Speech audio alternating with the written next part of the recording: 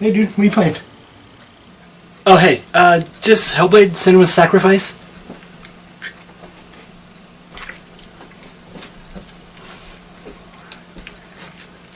The fuck are you doing with your tongue, dude? Oh, it just helps me concentrate, dude, I'm sorry. What that tongue do? Well, actually, I've been told that I can lick the wrinkles off a butthole. Oh, God, man. That's disgusting. Keep that to yourself. Ugh.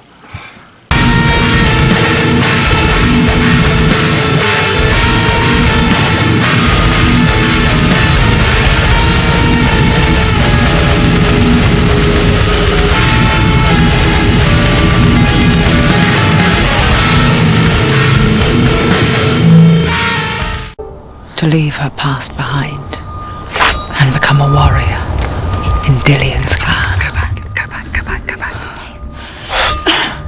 The sword is tainted by the gods of darkness. This isn't right. Leave it. No. He left it here. He wants me to take it. You will pay a price for this. OverKnight here, and I know this game did not get the attention it deserves because it needs more love. This is the only game heralded as a AA game because it was self-published by the developer. It's technically an indie game that's made by a AAA developer, Ninja Theory. Ninja Theory did a great job because it launched at a nice price point. $30 and you get something worth so much more than that. I would have paid the $60, honestly. It's a short game, but that's hardly saying anything because I have paid more for less. Its journey through the world is great and there is so much to see on this linear story-driven quest. Speaking of story, Senua is on a path to reunite with her loved one, which she carries his head around with her. Now, the story's kind of straightforward. Go to the mountain, find a way to resurrect her love. But the real story here is in Senua herself. She is in a deep stage of psychosis, and she has multiple voices in her head, and they all speak at all times throughout the game.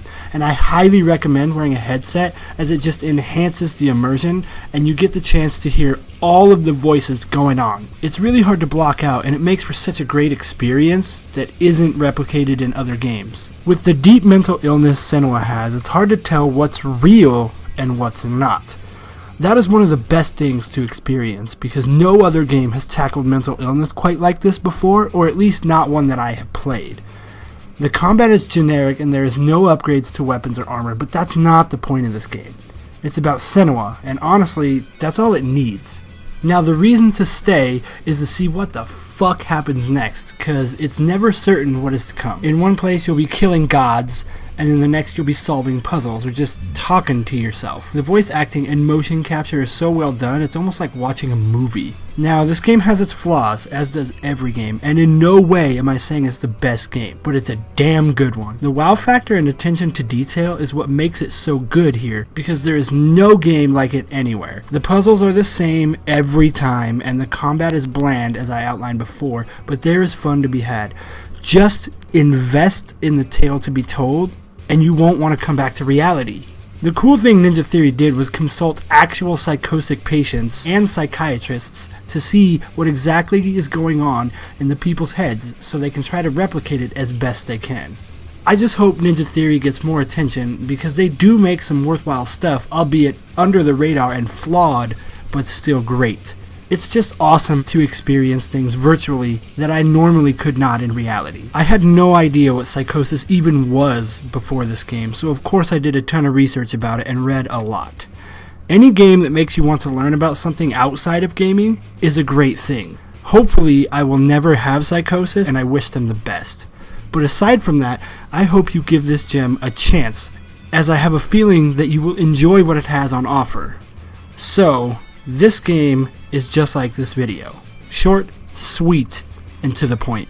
So go play this game and enjoy. I can't stress enough how good Vanitus is at the work that he does. He did my intro and outro, and he's a super talented individual, so go follow and sub to all his work. It's all in the description below. OverKnight, out. He gave her the sword with which to fight in more ways than one. And she gave gave him her word, never to surrender. All she needed was a little help,